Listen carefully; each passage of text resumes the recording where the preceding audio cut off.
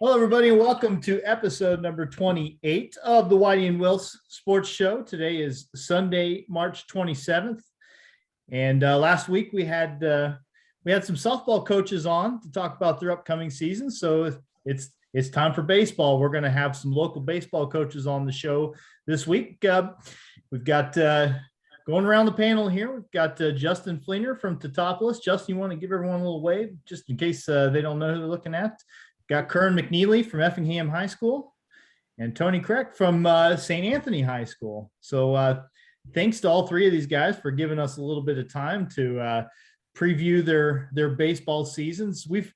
We're already into the baseball season. A few games have been played. The weather hasn't been fantastic so far, but I know that you've all at least gotten on the field a few times here in the last couple of weeks. But I don't know, Mike, as usual, we didn't really discuss ahead of time what order we were going to go in. We just, in true professional nature, we're just going to work it out right here. What do you think? Who are we going to start with the senior coach like we did with softball? You know, we let Trig Tech go first since he was the oldest. Staying consistent. Well, Justin, I'm sorry, but that means that we're going to be talking T-Town baseball first. You know, you got an accomplished program.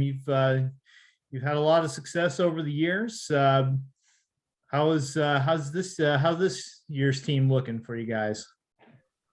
Well, we have good numbers out. We have 12 seniors and 8 juniors, 13 sophomores and 13 freshmen. We have 46 guys out from the entire program. But a lot of the varsity time here at the beginning is going to be coming from those juniors and seniors. But we actually had in our first ball game of the year, we had a sophomore step up and come and got the win for us on the mound, and then came up with a big clutch hit in the extra innings to win that game against Neoga. The Bulldog hit against Neoga there to give us our win. We still have things to work on, which that's what you hear me say a lot. We were 13-9 in the fall, and we committed too many errors and had too many walks on the mound. And you give people extra base runners, and you're putting yourself in tough positions. So I think guys have worked hard on the mound. We're going to try to, we're going to try to make the other team put the ball in play, and then we're going to have to make the plays behind them for us to have some success. The offense, I think, will come around as the season progresses. Everybody needs to see at bats to get better yet. But I have a good group that works hard. I mean, there's guys that stay after, wanting to stay after. There's guys that put in extra time in the off season. Even the basketball guys, at times, they were sneaking in a little, when they could throw or get out there on the field with a few warm days they had. I saw some guys playing catch, but it's a process. It's a long season. We have end of March here, April to get ready, and then part of May before postseason begins for us. And like we have to cut down on the extra base runners. And if we can do that, I think we can put ourselves in a lot of ball games. We're 1-1 so far. We beat Neoga, and then we went down to the Metro East Kickoff Classic, that PBR event, and we lost to Columbia 10-8. Our old nemesis came back and got us there. We had one inning in which we gave up 6 runs, and that's what we got to prevent, that big inning. We need to get it offensively, but we got to prevent it defensively. But I like what we're going to have. We got some good guys to work with, and we got guys in positions that are going to be able to get better and give ourselves a good chance to be successful this spring. Well, you talked offense and defense, but obviously, especially in a spring seasons are busy, right? Like you schedule a lot of games in spring, and that means that the more pitching you can have on your roster, the better. How are you feeling about your staff? We have arms. You have to see how many you got to develop arms. Our top 4, Derek Conkle and Cade Bernakemper and Sam Busher, with the hope that Caden Altoff be able to be back this spring some. His progress is coming along nicely. He's thrown a couple pins, and he's taken BP in the cage, but he can't run or anything like that yet. So he's preparing for hopefully the doctors go ahead and give him good news on his progress and allow him to start doing a little bit more. Those 4 guys there, they're going to lead our staff as of right now. They're going to be those 4 starters we like to have. And then we have guys that we're going to develop in the bullpen, and we're going to have guys that are going to be bullpen guys. They're going to maybe every once in a while when we have that 5-6 games a week, they may pop in there for that 5th starter that week that you got to have. But we have some guys that's just been able to get them some experience to throw. We've even tried to develop a few guys that did not throw in the fall that we're going to try to develop. And then we have some younger arms. I think we have a good number of arms to be able to throw. It's just they're going to have to be able to gain experience, and they're going to have to be able to, be able to keep the ball around the zone and produce that weak contact. And that's something we got to see yet. So, no coach is going to hear you say that you got 40 kids in the program and feel sorry for you, of course. But I imagine that there's some challenges involved in that too, to keep everybody engaged and, make sure that everybody's seeing action and seeing progress in their game, right? I mean, it's what goes into that. That's going to be a challenge throughout this spring, making sure that you are developing guys.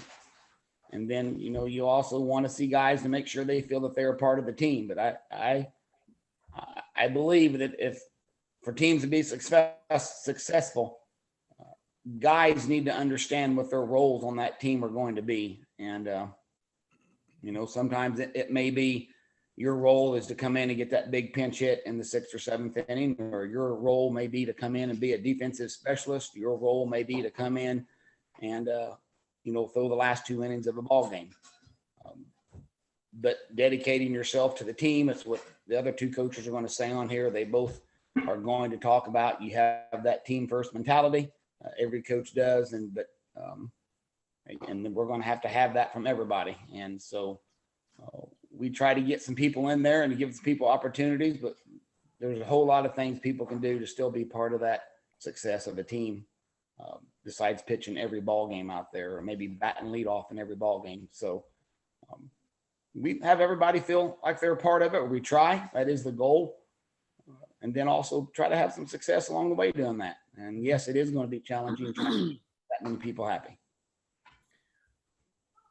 We got Justin, with those numbers, your fresh soft schedule pretty good. I mean, I would think in the spring is pretty good. So, when you're juggling that, let's say one of those sophomores is kind of a tweener who, depending on weather, depending on situations, maybe come in and pick up an inning or 2 for a university game. So how do you juggle that coordination? I have good assistant coaches. Rob Bothwell and Jordan Taylor. Jordan runs the fresh soft program. And as Tony's going to know, because he's been through this, I don't want a sophomore to come up during a regular season ball game and just set the bench and miss out on an opportunity at bats at the fresh soft level.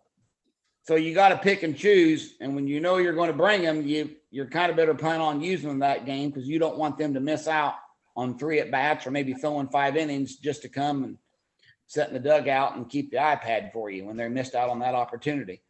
But at the same time, you never know. You may plan on them throwing 2 or 3 innings in a ball game, and the starter's in there is dealing, and he's got guys shut down. And that's where you understanding what your role is says, hey, I was going to throw, but this guy out here went through 5 innings and he's at 47 pitches, cruising right along. Coach isn't going to just take him out because he told me I'm going to throw.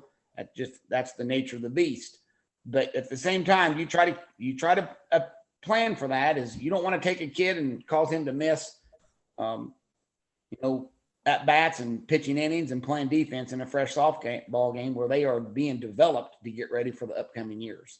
Right. And I think that's probably the biggest thing. You earmark, that kid, hey, we got a big game today and we may need you an inning or 2. You're going to miss a start for fresh soft, come up here, and then like you said, it doesn't work out. And then, it's a juggling act. And you guys go through a lot already. We had it happen already. We took Connor Holscher and Ethan Taylor and Evan Waldorf down to Sauget with us on that Thursday whenever our fresh soft played Tony's fresh soft. And Sam went 3 innings, and I was going to bring in Derek Conkle, and I was planning on throwing Ethan Taylor, but Conkle had a couple good innings, and all of a sudden we get back in the ball game, and it's 10-8, and Conkle says, I got one more in me for the bottom of the 6th, and he went out there and held him in check again.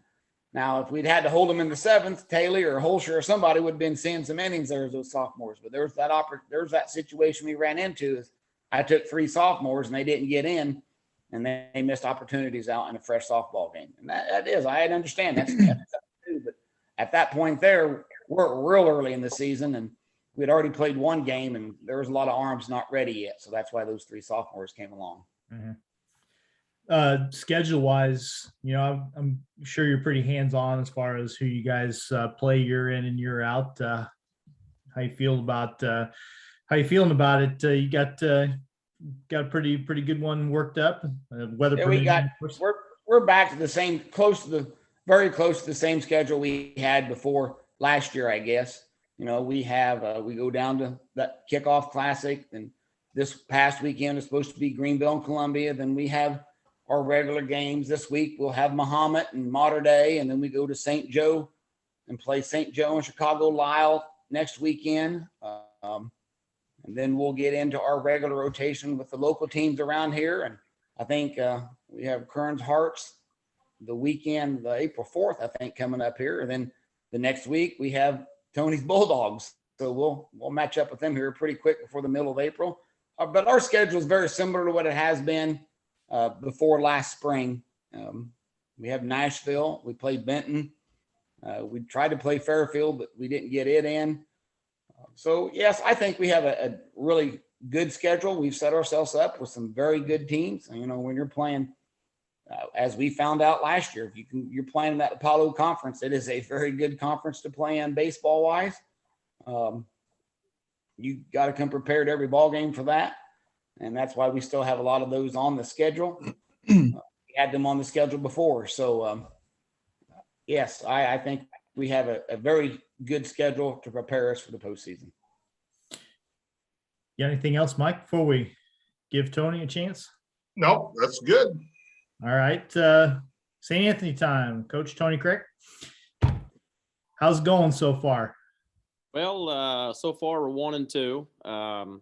We got a game in against Albany last Monday, and then yesterday we were able to go down to Bree Central and get a doubleheader in against a really good opponent in in Bree Central, and got 2 games in. And first game didn't go so well.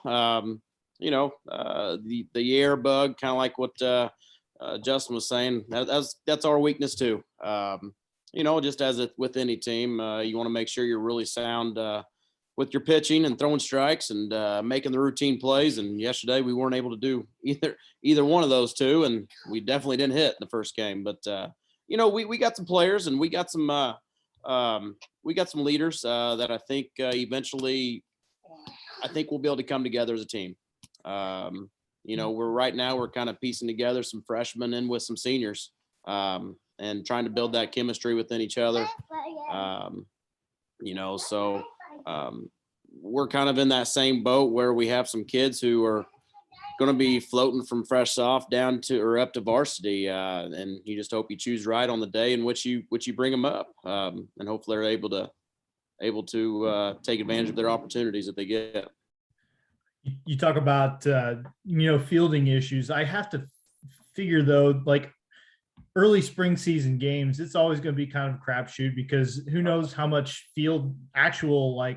honest to God field time you've been able to get with the early season practices and figuring out some possibly different roles for guys. That's going to be the last thing to come around. I would think. I don't know. Maybe you can tell me I'm wrong. Yeah, I don't know. I'd say a lot of times I think the last thing comes around usually your offense. Just because like what Justin says is you need at bats, and you need live at bats against good pitching. But defense, I think that should always be there. That should be a staple. And yesterday, I'm just using yesterday. We had 25, 30-mile-an-hour winds and a 40-degree day. Both teams struggled with defense, but I think eventually, we will be strong in that area. Yeah, we got some guys who we're kind of getting back to that where we have kind of a carousel on the infield as terms as like any player can play shortstop, third, second, and that's a good way to have it because most of those guys are all pitchers too. So, just being able to make sure that you're able to play multiple positions and be able to play them well is what we're kind of looking at. So, but as far as pitching goes, we have some seniors. We have Colton Fearday back, Brody Nieberge, looking for him to take another role. We kind of know it's kind of going off of Colton. He had a strong fall campaign. He threw roughly 35, 38 innings for us in the fall with a pretty good low ERA, low WHIP. But he got everybody's number one every time he would throw. We'd get their number one as well.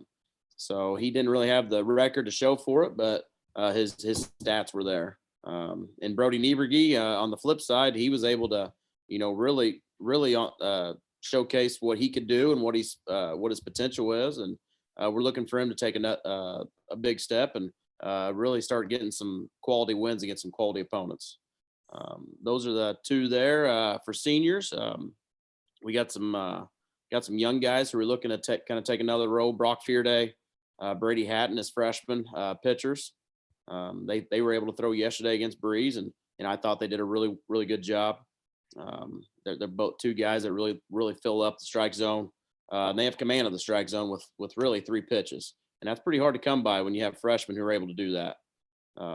They have good body composure on the mound and good body language, and they're not scared. They're willing to go out there in any situation and get outs. So that's we're pretty fortunate to have that. But then we got some bullpen guys. We got Eli Link, we got Josh Blanchett. So we got some guys. Eli, and I forgot to mention Eli Levitt. He's another starter of ours that I'm hoping that he can take another big step forward for us as well. You can never have too many kids take a start, right? No, never. We got Mike. Well, no, I've got something for everybody when we're done. Okay. I'll say the same thing to you. I mean, we talked about Justin's schedule a little bit. Now you play your conference games in the fall, so you don't necessarily have a conference schedule you have to worry about, but you get all those teams in. I mean, you guys obviously going down Breeze, early in the season, that's a pretty good challenge right off the bat, isn't it? Yeah, exactly. You want to make sure that you're, preparing these guys for what's to come. The NTC schedule, it was a gauntlet last year in the fall, and when we got these guys in the schedule again, obviously in the spring, but we got obviously Breeze Central. We had Breeze Mater Dei last week. I don't know if we'll get those back on the schedule, but Sacred Heart Griffin. We go to Muhammad Seymour next week. We go down to Salem tomorrow. So, I mean, we're playing a lot of 2A, 3A schools. What did I say? Did I mention Sacred Heart Griffin? I think I did. Yep. But yeah, I mean, I would like to think our schedule is definitely preparing us for a 1A regional sectional. So. Well, and then getting Justin mentioned how T-Town did in the fall, and you guys play, like we said, fall baseball. That's pretty helpful, I would think, in the spring to at least give you that idea of what your newcomers can do. Like you're not going to answer every question over a short fall season, but it at least gives you a starting point, I think, whenever. Absolutely. Yeah. It kind of gives you a understanding of what to expect from some of these players. And it kind of gives guys, it kind of gives them a little fuel. They figure out what their weaknesses are. It gives them something to work on in the off season as well. Being able to more or less just review on some things instead of starting from ground one in the spring on March 1st, we were able to just kind of more or less review and talk about some situations and really hit the ground running in practice. So they can kind of see, especially the young guys, they can kind of see what we like to accomplish in practice. And that way, again, like I said, we can maximize our time as much as possible in practice. Numbers pretty good. Yeah, we have 28 guys on the roster. Yeah. Good. So we again, like kind of like what Justin said, we have a lot of guys who are going to bounce back and forth. We have some guys who are varsity defense ready. And then we have some guys who are varsity offensive ready. But we're just trying to, find that mix and find that right lineup and and again, everybody's got to be able to accept their role and be the best at it. It's kind of hard for kids to understand that. I mean, everybody wants to be in and play every game, but if you give a kid a why and you give a kid a reason of why they're doing things, and they can be the best at that. Like yesterday, we were able to bring Josh Blanchett in and kind of get us a ground ball double play, and he was able to do that. In the 5th inning there against Breeze, and he's a ground ball guy, and he was able to accomplish that, and it kind of rallied the troops of what we were trying to accomplish as a team. And coaching wise, who's any changes on the staff, or you got?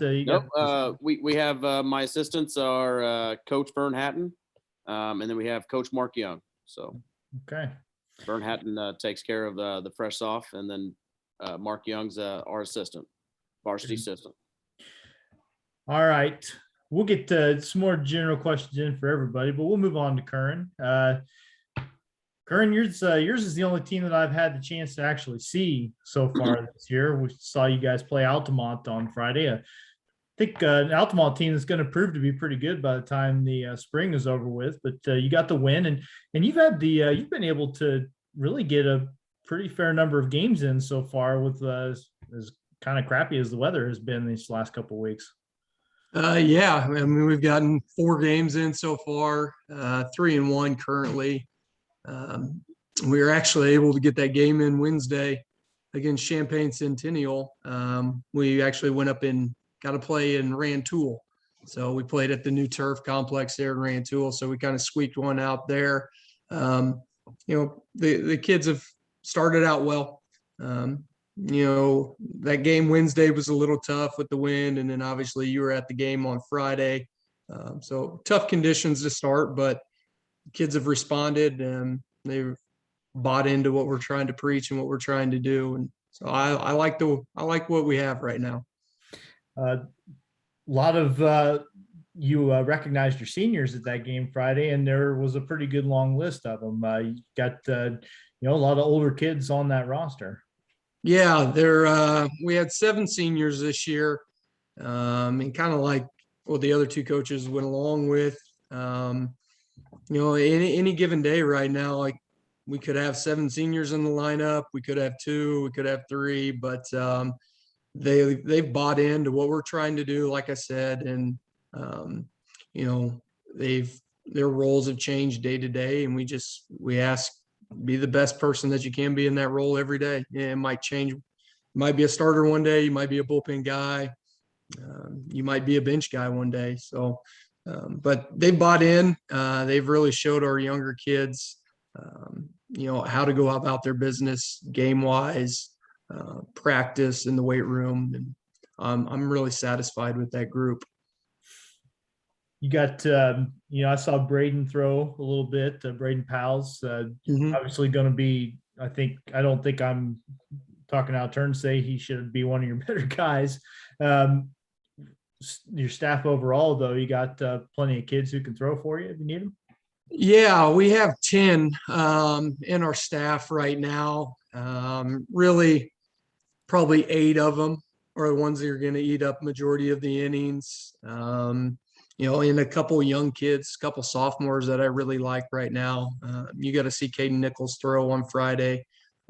I think he's going to be a good left-handed kid for us, which we didn't have a whole lot of left-handed arms last year. So he's been a pleasant surprise. And then, Cam Raditz as well, who he hasn't gotten any time on the mound yet, but he will. So I like where we're at. We have, Braden, like you said, and then Josh McDevitt as well, and Gage Massey. So yeah, we got a handful of kids that can get on the mound and fill it up. And I'm, in all honesty, confident in any of them at any given time. Yeah. Lineup wise, it seems like a group that ought to be able to put a few runs on the board this year. Yeah. A lot of returning kids. Some kids have moved positions just to make room for younger kids. Yeah, you saw Max Hardick playing first base, and he's I don't think he's played first base at all in his 4 years of high school. He played third for us last year, but he moved across the diamond to make room for Miles Maxton and Cam Raditz. And, we asked Miles to, go from the infield and catching to getting some time in the outfield. And, he was happy to do so. And, he's actually kind of gotten into our normal 9 in a starting lineup now. So, but yeah, we got good kids. We ended up getting a move in Jack Harper, middle infield kid out of Colorado. Family's from the area, left-handed stick, and he's been a good addition to our team for sure.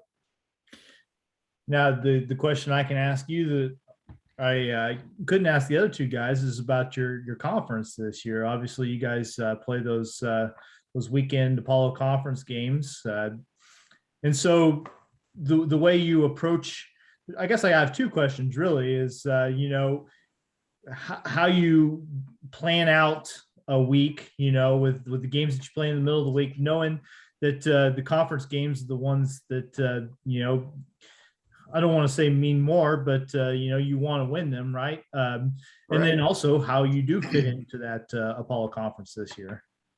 Yeah, I'll start out with the conference itself. Like Coach Fleener said, I mean, he got the opportunity to jump in and play some games last year, and being a former player, it's a tough conference. It really is, with good quality ball clubs. You have Mount Zion and Muhammad's in there, and if you haven't seen what they're doing, I'd go take a peek at some of their scores here over the last week. But they're rolling pretty good, and I don't know what Charleston or Mattoon have, but they both got us a few times last year, and then Lincoln, of course, I liked what Lincoln had last year, and I think they're going to be a good ball club again as well.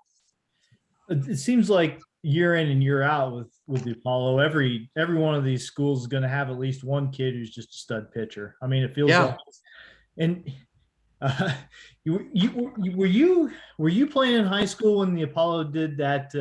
They did the wood bat thing for a year. Yeah, that was my junior year. Yeah, they went to that, and that was probably the best thing they did in a long time for me, honestly. Well, yeah, as a pitcher, I mean, yeah, because you were the stud pitcher then. Absolutely, I loved it. I eat that up all day. Yeah, but it's tough league. Now you guys play double headers on the weekends, is that right? We do. They played doubleheader last year, but they were only counting one game for conference. So now we're back to our regular, both games count. And I think it's going to be tough. I would say just by knowing some of the kids that are returning and kind of what they've been doing, I would say Muhammad's probably the team to go get this year. But I wouldn't discredit anyone else. I think it could be up in arms for sure. But getting back to the philosophy of it a little bit, you'll play non-conference games in the week, and you want to win every game. But that's probably where pitching depth comes into play for you, is that you want to have a kid that throws that Thursday game, knowing that there are a few people who are they're going to be pitching on Saturday, and you're not going to use them during the week too much. Yeah, I'm sure both coaches can relate to this. A lot of notepads and a lot of whiteboard room and markers. Yeah. We're trying to plan it out ahead of time. What I try to do is I try to figure out who I want to start first, and then always try to go with at least 2 or 3 relievers behind him. And if we get to those 2 or 3 relievers, it is what it is. But if we don't, then that's even better. More guys that we have running into the weekend. So our guys know that.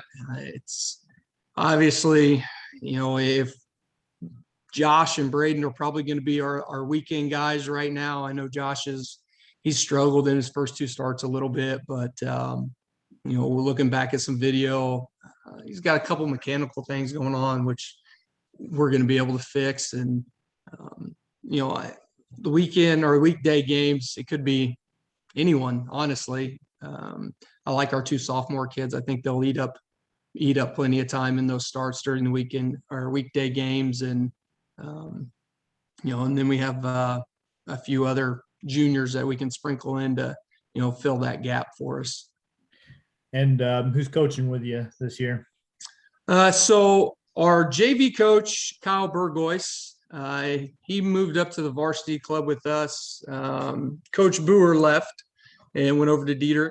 So he's the head coach over there. And then we hired a new JV coach, Deontay King. He's actually on our football staff as well. So I like our coaching staff. We all seem to get along and buy into the program, and both guys have baseball knowledge, and I'm really happy to have them on staff.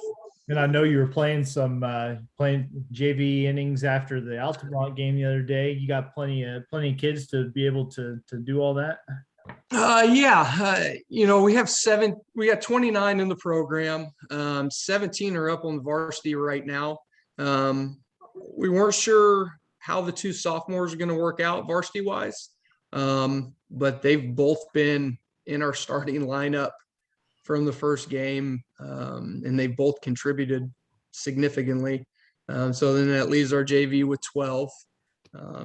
We're down number wise a little bit. We lost a few kids. They decided they didn't want to play, and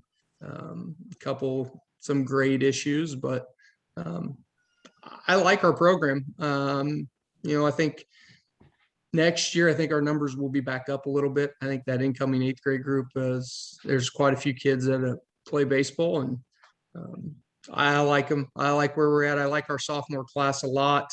They got a handful of kids that could probably contribute without a doubt in the next year. All right, Mike, you said you had some stuff maybe for the kind of piggyback on your question there, and for everybody in the group, and when you're setting your rotation for the week, you've got A, B, C, you've got these games, you're trying to match your starting pitching. And I know Curran is locked in a little bit with the conference, but how difficult is that when you have to throw in the rare rainy day in our spring here, or the rare horrible outing, or the rare great outing? You're talking about Curran's got the whiteboard and the legal pads going.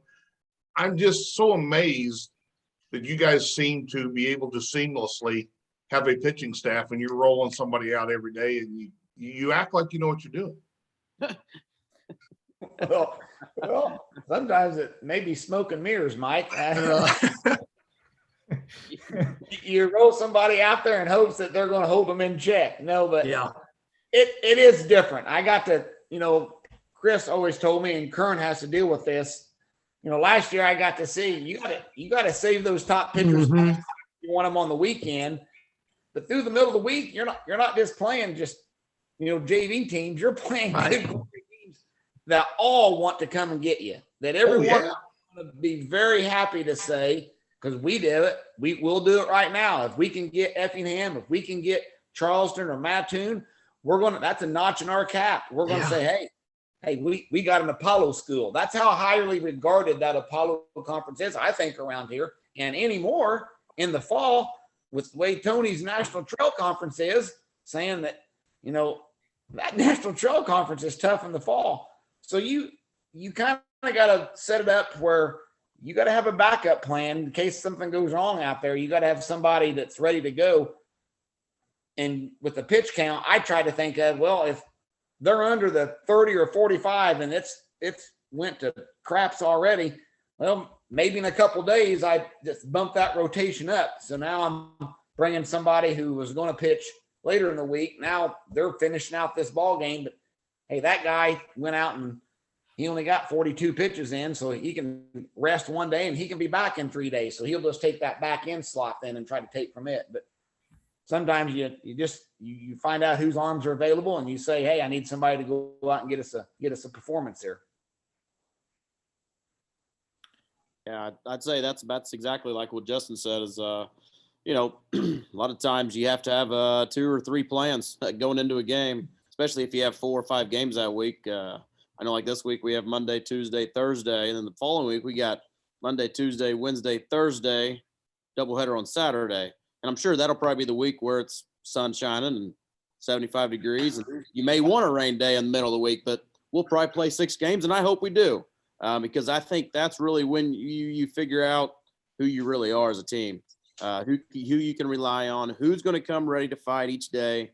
You know, that's what I want to try to develop with this with the team is mental toughness. I try to schedule as many doubleheaders on the weekends as possible, just because I do think that builds mental toughness, and you figure out, like yesterday, we went through 2, 3, 4, 5. We went through 5 pitchers, but I got a lot of trust in the couple guys that threw the second game. You know, we had a junior step up and get us 4 good innings, and then we had a freshman come in and get 6 up, 6 down against Bree Central. So, you know, you kind of fly by the seat of your pants on some days and just see who can go out and get outs. You know, you hate to say it, but, you know, see what you can do. Go up there and throw her in the strike zone and see what happens. So it's kind of that Mike Tyson quote, everyone has a plan until they get punched in the mouth. Boom. Yeah. And then Exactly. Yep. Yeah. Yeah. Justin, Now, Yeah. how much are you looking at when you're putting your plan together for the week? Do you even look at a forecast? Oh yeah. Yes. Yeah. Yeah. So I mean, I'll speak on my behalf. You know, if you looked at our board, we have a current week and the next week, and you know, we try to forecast, you know, through the current week and what could carry in over to the next week. And sometimes it works, you know, and it's like Tony said, and sometimes it doesn't.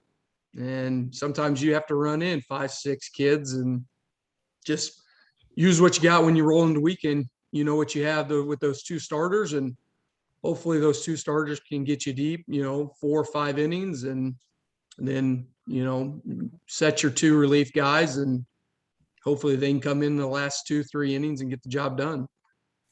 But you know, there are times that that doesn't happen, unfortunately. But they're high school kids. They're high school kids, and be honest, you never know what you're going to get out of them. That's Right. kind of the fun of it sometimes, and you know, and sometimes it gives you gray hair. Justin mentioned the pitch counts that you'll have to pay attention to now. And that's not a new thing, but it's still kind of new, I guess. I mean, how do you deal with that? Is there like a spreadsheet somewhere where you're keeping track of how many somebody threw each day, so that you don't have any snafus or any mistakes with that? And I've always wondered and never really asked anybody, but is that just kind of an honor system thing? Is anybody actually? IHSA keeps Yeah. you have a site you go to and you Okay. log in numbers, and it tells you when they can throw again and how many pitches they can throw that Okay. day.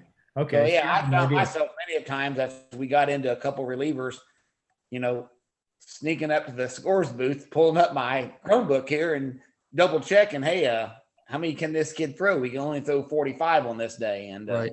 I remember the first year I was throwing Jason Kenner out there, and it hit me.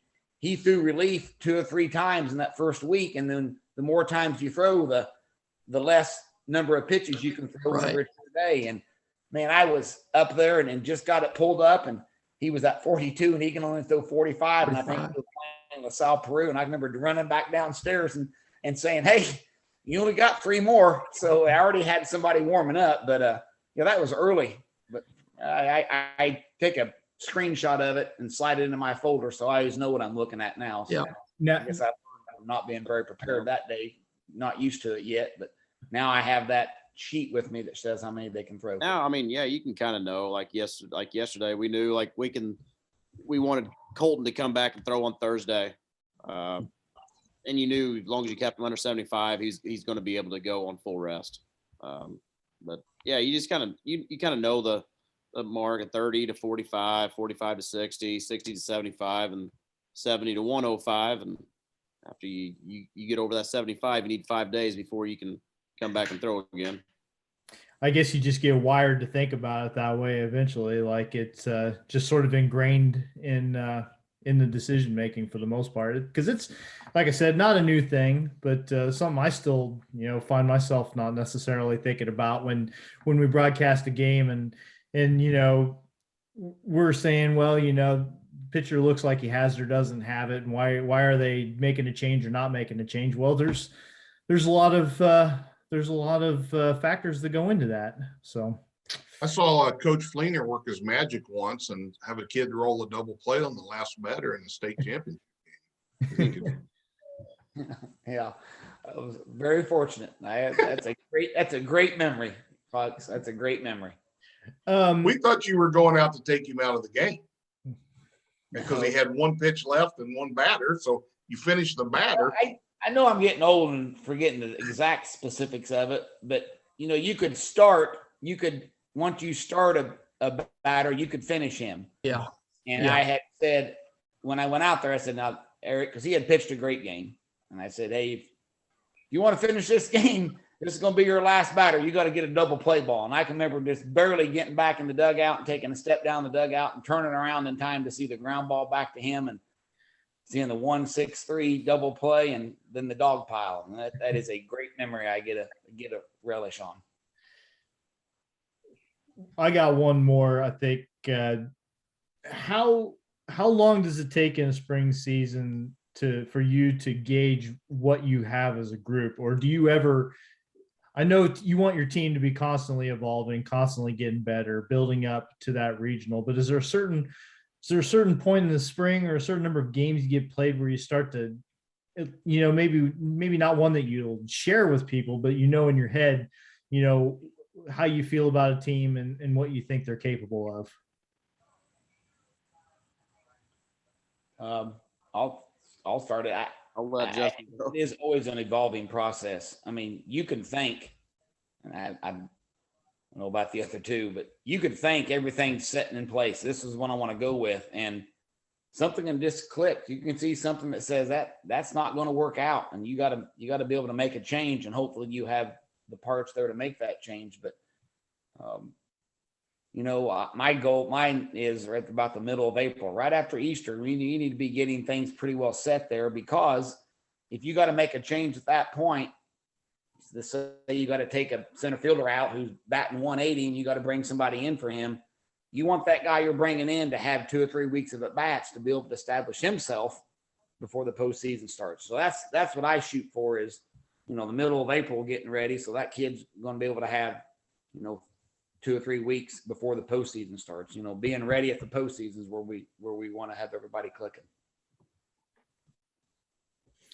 I don't know if nobody else wants to weigh in on that one. As I was asking it, I kind of felt myself maybe not intentionally setting a trap, but it may be a little tougher than I wanted to go with it. But last year we basically had the same lineup from game 1 to game 25, and then the weekend before postseason,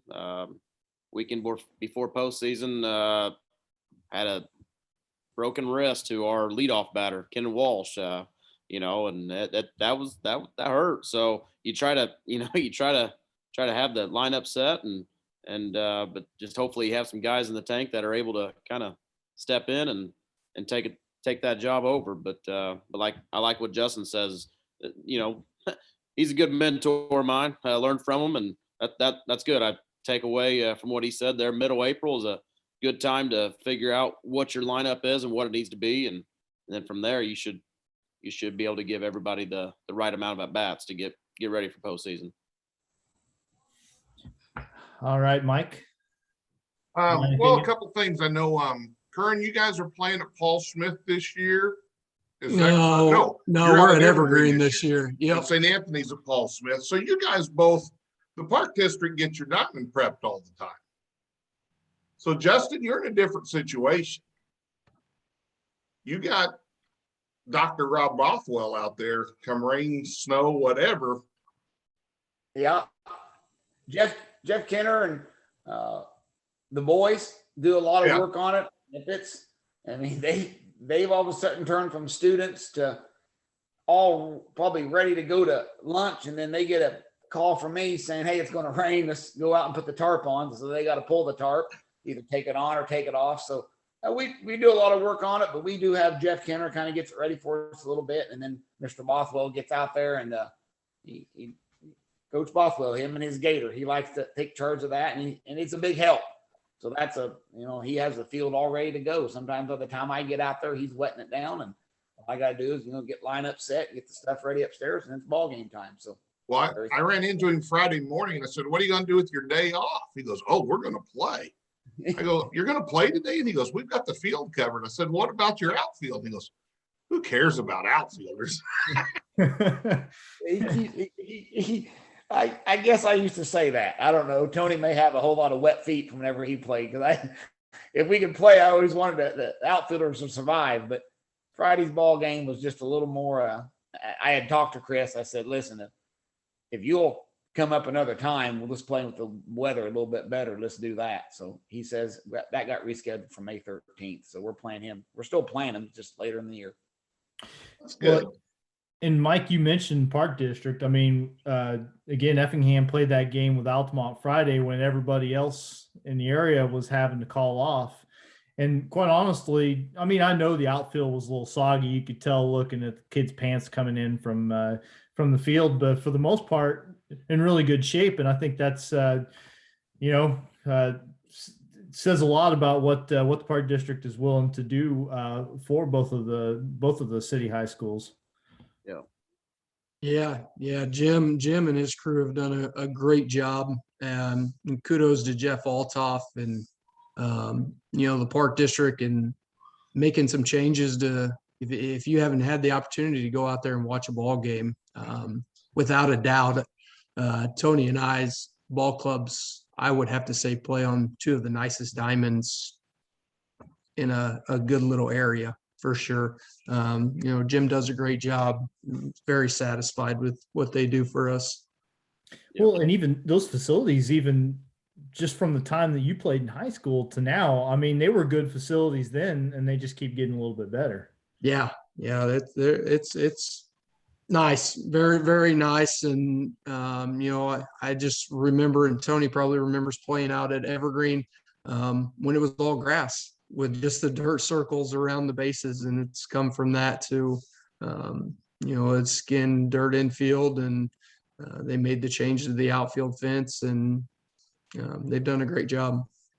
Yeah, exactly. They put a lot of work into it, a lot of pride, and hopefully we, both our teams, I know we try to make, do our part and keep everything the way it should be, and maintain it as well as we can. And, I think there's a lot to that as a team.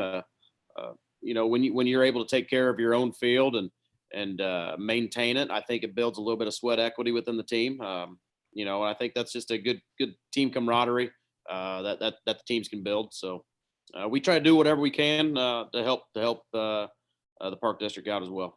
Well, and I've seen all your kids the last year play, and the thing that amazes me, it shouldn't, but after a game, your kids are out there taking care of the pitcher's mound. They're taking care of the area, filling all the holes around home plate. They're ready, they're doing all that work. And, I can remember, 40 years ago playing, and the game was over. It was like, okay, and we'd go home, and then we wondered why when we stood at home plate at Paul Smith, you always had a 2-inch deep hole for your right foot every time. But it is. The kids take ownership in it, and you don't see, hey, here's a really good senior player standing by the fence talking to his girlfriend while the young kids are doing the work. They pull their weight, and that's a testament to the kids, but more importantly, a testament to you guys and the programs you're Yeah. Yeah. They all, they all have a job. They all know what needs to be done. And, it's like you said, it's not a pecking order. Whoever can get to a piece of equipment and get it holes filled. And I think by now they know the quicker they get it done, the quicker they can get out of there. So they do a good job. Exactly. Well, guys, I don't want to take much more of your Sunday evening here. We do appreciate you taking the time. Anyone got anything they want to throw in there, say about their teams that I didn't ask before we let you off the hook and don't make you listen to Mike and I talk about how bad our NCAA brackets were? That's bad. I don't have anything. I thought it was good. Good luck to everybody out there this spring. Exactly. Yep. Yeah. Well- Yeah. Good luck to everybody. And Hope we'll be to see you seeing. guys soon as it warms up. You know, when you get elderly like me, you like to see that temperature be closer to 60. Yeah, but the thing is, Mike, when we do these games now, they got these nice press boxes at the most every one of their fields. You know, you don't even have to be out in the elements anymore. It's still cold. I don't know. Well, you know, whatever. I guess I'm just a little tougher, maybe. Yeah. All right. Well, guys, we appreciate you taking the time. Looking forward to seeing all your teams this spring and hopefully making some nice runs once May comes around. So thanks a lot for sharing a little bit of your Sunday evening with us. No problem. Yeah, absolutely. Thank you. All right. So it's been Justin Fleener from Teutopolis, Tony Kreke from St. Anthony, and Curran McNeely from Effingham High School. We'll give them a chance to bail out of the call, Mike, and then you and I can discuss a few other. Commiserate about our bracket. Yeah. All right. Thanks, guys. Thank you. Thanks, guys. Have a good one. All right, Mike. I got to give 2 shout outs. 2 of our guests in the past. Got to give a shout out to Coach Mimoser. We had Doug on, you know, he was guest number 2. Yeah, we should. And I forgot to do it last week, so I'm going to do it this week. He and his brothers were in, and his brother-in-law, Mike Gibson, which is kind of funny because people were saying his brother-in-law, Mike. Well, Mike Gibson's married to Stacy Mimoser, so he's all of their brother-in-laws. But I was getting text Friday late afternoon, early evening, and even this Saturday wanting to know how I was doing because people were putting me in with that. But, you know, all 4 of them just cut to the chase. They're extremely lucky to be alive. They were they were the tail end of I believe it's 70-car pileup. And I'm guessing they were, if you numbered the cars, they were back in the mid-60s in the pileup. But all of them are home from the hospitals. I know Doug's potentially going to have some knee surgery done. I think he's getting a second opinion this week. He had a broken leg. His brother Pat broke both arms, dislocated a wrist, maybe broke some ribs. He was driving. Mike Gibson and Steve Mimoser in the back seat, a lot of internal injuries. And it's a catch-22. Most of those internal injuries were caused by their seat belts of the, you know, in the collision. Now, seat belts and airbags kept them alive along with their guardian angels. Yeah, just amazing. Got to see Doug this week and talk to him a little bit. You know, and adrenaline is the most powerful drug in the world because he was kind of helping getting them all out of the vehicle and they were in pretty bad shape. And then once he was waiting on his ambulance, all of a sudden, all of his aches and pains started, you know, he has a broken leg and he's doing these things. And, you know, they had a passerby who helped pretty much lift the dash off Pat's lap so he could get out of the truck because eventually their vehicle did burn up. So it was just 2 vehicles from them. And, you know, Doug's trying to coordinate where guys were going, which hospital you take, you know, because all of a sudden ambulances showing up from it. One of the ambulances they were transported in took them to Anna originally. So that's 50 miles from where but they were just in that perfect pocket down there where there's not a lot around, but incredible. First responders, people on the scene. I mean, Doug said you had people on the scene just bending over backwards to help. You saw the true nature of people. Guys who were construction workers going to a job site, got their skid steer off their trailer and were pulling vehicles apart. And then you had other people just standing watching in the way, you know, so you got to see both sides of it. The other shout out I want to give is to Marty Simmons, Eastern's coach. if you, it just kind of shows when you're on our podcast, good things happen to you. CBS on their pregame show today did a story. The young man from Olney, and I forget his first name, his last name's Weiler, but he's the young man who's blind who does color commentary on some broadcasts. Yeah. And they did a little story on him today on the pregame show, and Marty was on there. And I'm thinking you go from our podcast to now being on the Final Four and pregame show. That's a step up in the right direction. I don't know how much credit we really can take, but we will. I know how much we can take. It's zero, but it was good to see. I mean, an incredible story, a very touching story. Yeah, I've seen that. That's made some other publications here and there, and it really is. And I think a genuine caring nature between those two for each other. Because the young man got involved with this when Marty was coaching at Evansville, yes. And then he was doing a game at Eastern. I believe Mike Bragg is the radio guy at Eastern. He was sitting next to him. I know. Yeah, Mike's a great guy too. Yes, he is. So I got to see him there, and it really was a good story. And Kenny and Chuck and Clark Kellogg and Greg, they were really taken back by it. They were very impressed by the whole situation. So that was good. The bracket story, Dustin, I will tell you, I got to know, because as soon as we're done here, I'm getting your lunch. Did you want the ham or the bologna lunch? I don't really do bologna too much. Oh, okay. So you want the ham, and I think the ham comes with cheddar, because I think the bologna comes with American cheese. Can I get Swiss? There is a Lunchable with Swiss. I remember, because my kids, I'd have to get the order straight when I'd go get them lunch. Well, yeah. I mean, listen, I've had my fair share of Lunchables around here. Yeah. Well, we'll do lunch. I'll have to may have to come to East. Is Marty still serving food? I haven't been in there in a while, but I think they do. Yeah, I think they do. Because you and I ate there several times back in the day when I'd be working on campus. Well, and now my office. Well, I guess my office is actually farther away from Marty's. It used to be right across the street. Now I'm down the road a little bit, closer to Arby's or Jimmy John's. I don't know. Ooh, Jimmy John's a good spot. We can do that. Anyway, but neither one of us really deserves anything for the brackets we. So you're saying you don't want lunch? Is that what you just said? I'm not saying that. I'm just, okay. I'm just saying that between the two of us, we got one correct Final Four pick. I got Kansas in there, but that was it. I think at the Sweet 16, I had 3 of my 4 still running. Yeah, you did have a pretty good. It all blew up for you late. It really did. But it blew up a lot. There were multiple explosions. Yeah, I don't know.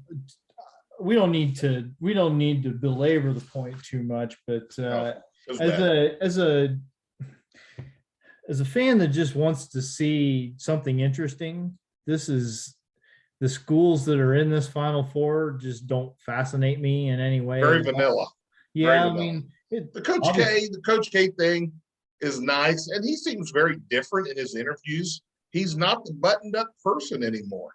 Yeah. I like the fact he's a little more showing his human side, and he's laughing. The games yesterday and today, not fun to watch. Up until this point, I think it's been a really good tournament.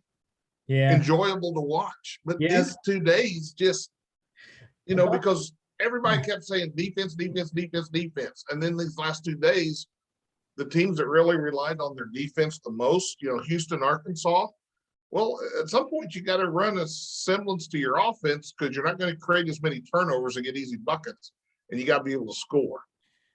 And I like Charles Barkley a lot I love hearing him, but when he says, I don't know what they're doing. Yeah. I think obviously St. Peter's was a fun, interesting, underdog story. If they just make shots early and don't get down like 17-6 right off the bat, and they had good looks. If they hit some of those shots, now they're hanging around and they're not thinking, oh my God, we're in quicksand. Yeah. And I mean, Miami advancing would have been at least something a little different, Jim Larragam's great. Some of his scramble stuff, I used to try to do. I had his videos when he was at George Mason. They had did a special on his scramble Saturday on the pregame show, but he's goofy. He was showing the guys take a charge in the locker room before the game. They all had to get up and help him up, and he said he could dance in the 60s. He didn't know what happened, but what Kansas is the only number 1 seed. What, North Carolina's an 8, Duke's a 2, Villanova's a 2. Gonzaga, I don't know. I'm not. Okay, I got a question on Gonzaga. I want to put a I've moratorium on Gonzaga getting number 1 seeds. I think we need to. I've heard smart people say the Holmgren kid's going to be a lottery pick.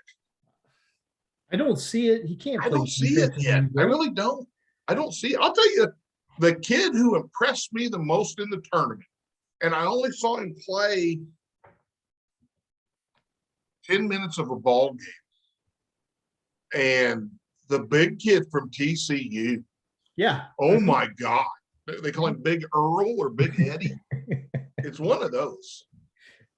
I was at that point, I had a fantasy game of Illinois and TCU because 8 kids on the court would just stand back and watch him and Kofi play one-on-one, because I'll tell you what, physically, he's the closest thing to Kofi Coburn in college basketball. He's more agile than Kofi Coburn in basketball. And Kofi Coburn probably needs to be playing college basketball next year. I don't disagree with that a bit. I don't know where. I think that's going to be – the off seasons are going to be interesting from now on. You're never going to – but we'll see. The portal's pretty wide open. My Hoosiers have already had 4 kids say they're going to the portal. Maybe only 3 are. I think one of them's just not utilizing his extra COVID year. He said he's done. Yeah. I don't know. I mean, you hear people say so many good things about it. I still remember Boeheim saying 20% of the transfers were good. Boy, there's going to be a lot of people, and it's only going to continue to grow. I think that here's what I'll say, because I don't necessarily hate it, but I will say that I think one of the things that people like about college basketball is that, or have traditionally liked about college basketball, is that it's been a commitment, right? You come to that school and you grow as a part of the program and build yourself as a player. And that's what I think, that's what is attractive about it to some people, because listen, if you want quality basketball, you watch the NBA. I don't care what people want to say about the pro game. Like it's insane how skilled and athletic professional players are. But college basketball has some other things going for it that people can maybe relate to a little bit more, and that's what they like about it. So I can understand why people are uncomfortable or not favorable with guys moving around a lot. I do understand that. that mindset quite a bit. But you also look at, you look at an Illinois team, and let's say 15, 16 kids on that team. Okay. Well, every year you hear, hey, they're bringing in 3 great recruits. Well, if everyone is back, because really the only people, Williams and Frazier's not going to be back. Williams and Frazier are really your only 2 kids who are out of eligibility. Mm-hmm. So let's say the rest of the group comes back. Okay. Where are these recruits going to play? Or some of your guys, I love watching the Melendez kid play. I like his hop, the way he does things. But, all of a sudden guys are going to leave. And, I think when you have people leaving a Big Ten school who are kind of those tweeners who see, hey, my minutes were minimal as a freshman, I understood that, but now they're bringing in some people on the top and these recruits. Maybe I need to go to a mid-major, and where I should have gone originally. It's always D1, D1, D. Well, mid-major. route, I don't know. You know, it's a great tool. You know, you hear kids who were D2, D3 All-Americans who take that graduate year and move up and become nice role players. I mean, older teams, I think that happens again. I don't know. I mean, Well, Illinois is hot on this kid from Texas Tech already. One of their 6'7" athletes. I think every kid on Texas Tech was 6'7" on that, you know. yeah, I mean, I do. It is a little disconcerting, I think, to be talking about, recruiting players from other teams, yeah, I listen, I get it.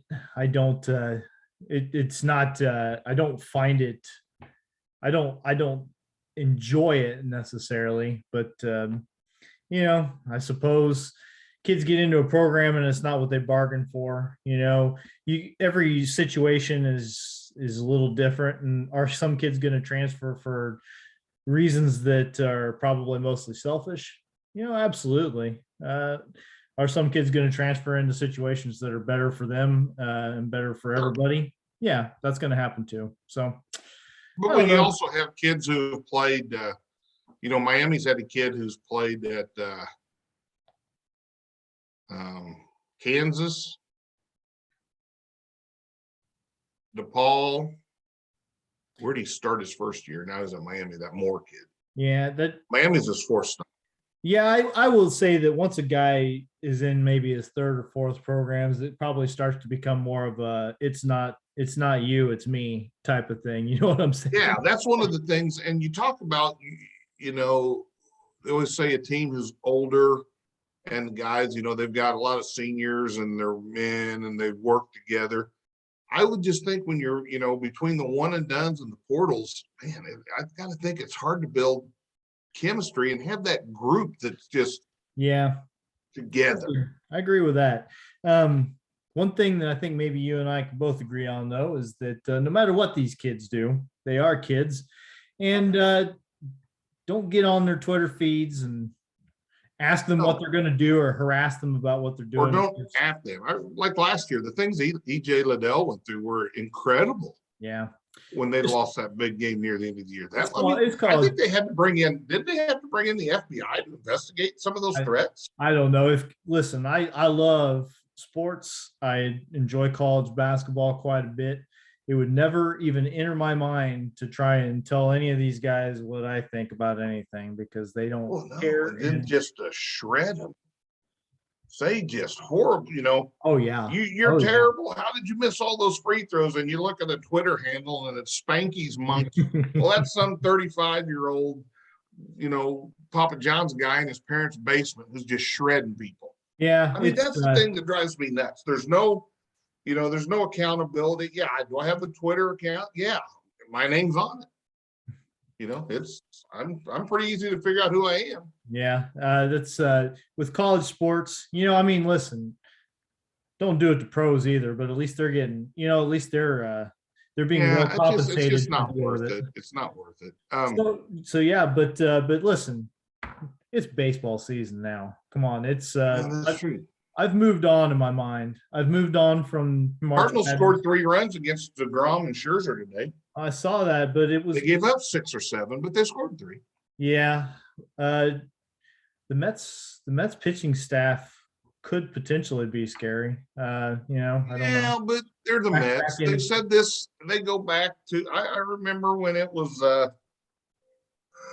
Gooden and Darling and Sid Fernandez, and they were going to be, and then between the drugs and everything else that, and then it was, Syndergaard and the Dark Knight. It just, I don't know. The thing that keeps popping up on my Twitter feed today from different places is I guess the Cardinals have had multiple conversations. Yes. With Mr. Pujols. Well, I think I've said it right here. You may have broke the story, buddy. That he can still hit lefties just fine. It's just with the DH, it's doable. And I get concerned. I read people making comments on a Twitter feed, and they say, "Well, what's he going to do? Spell Goldschmidt once a week and pinch hit every other game?" It's like, hey, idiot. Do you know there's a DH and they're going to face lefties? There's a DH. Let him face lefties. And listen, I am not the world's foremost expert on the Cardinals roster, but I think if they had a situation, especially early in the season when they're going to have expanded rosters because the spring training was shortened. Right.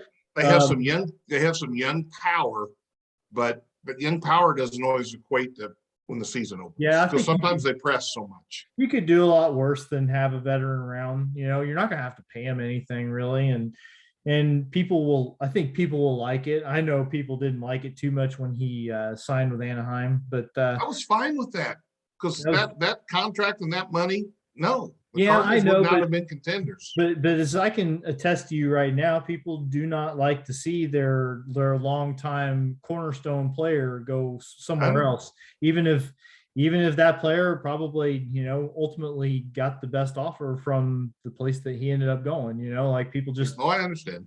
People get upset about that stuff. I tried to be more level-headed than that, but I was okay when they did not re-sign him, and that was good. They got, I forget who they even signed. I think Dakota Hudson was one of the compensatory picks.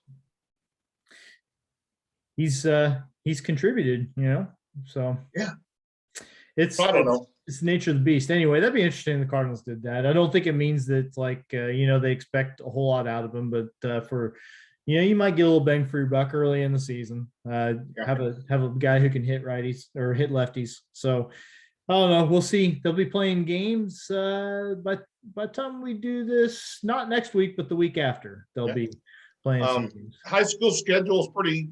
Weather just didn't cooperate this week. I mean, Effingham was able to go far enough north and play on a all-turf field where they got to play against Centennial, which I was shocked because I was in the Charleston Champaign area that day, and I'm thinking, there's no way anybody's going to play in this weather. And then I was shocked. I texted you. I didn't think you were going to get to play Friday, and you did. Yeah.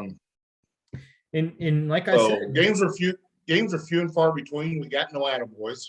No attaboys. I still, when I would give you an attaboy and don't have to buy you lunch. When I was in town Friday, I should have swung by and grabbed the cards for the girls from Neoga that still have not been compensated. I want those young ladies from Neoga to know Dustin White is the reason they have not received their gift card yet. I'll tell you what, at this point, it would have been easier to just stick it in the mail, I guess, and send them to my house. But we'll get it squared away eventually. Our postage budget has been spent already this year. Well, you could take that out of the lunch, maybe I'll buy my own drink. Well, at lunch, it's called Lunchables. So I'm just saying, be prepared. I eat a bowl of chunky soup for lunch most days, so a Lunchable is not going to be that much worse. There's a couple of those that are really good. Some of them just nah. All right. Well, I think we've gone on about long enough. Unless there's anything you just absolutely got to get off your chest. Nope, that's all I got. We need the weather to change. I got a yard to rebuild. I've got it's just when it's 35 degrees at 6:30 in the morning, it's not the start of a good day. We'll get there. We'll get there pretty soon, I think. Sounds like this week's supposed to be pretty nice. So there's one day it's 69 or 70, and there's storms that day. So is that right? You can scratch Wednesday afternoon or night off if anything good happening. Well, dang it. I got youth softball to start thinking about too. It looks like maybe we're going to. Is this like 6U? Is it, or is she 10U now? She's 10U. We're going to do, there's going to be live pitching in this league. So it's going to be an adventure. Yeah. So the coach found out that, he knew that my daughter had been taking pitching lessons from Lucy Fearday. Oh, now she's throwing. Yeah. And so one time early in the season, he says, "You've been going to those lessons with her?" And I said, "Yeah." He's like, "You picking anything up from that?" And I wasn't really thinking about. Don't tell me you're the pitching coach now. I wasn't really thinking about where this was leading. And I said, "Well, I know just enough to be dangerous." And he said, "Well, you can work with the pitchers then." And so myself and actually Kevin Harmon has kind of taken the lead a little bit because there you go. He's a little better at being listened to than I am. You know what? But he's an administrator and his strong suit is delegation. So I'm just telling you, Whitey, you are still on the coaching staff as an assistant pitching coach. I am. Yeah, assistant pitching coach is fine. That's fine. Do you wear baseball? Do you wear baseball pants to the games? We haven't had any games yet, but no, I don't think I will. I think a nice pair of black Under Armour shorts will do just fine. There you go. Yeah, so we got lots of kids who can throw a little bit though. It's fun. It's fun, but I'm guessing there's going to be a few games that are going to feel like they last 3 hours, you know. And that's how it goes, but they got to learn. All right. Yep. Let's call it. Sounds good. All right, take it easy, Mike. All right.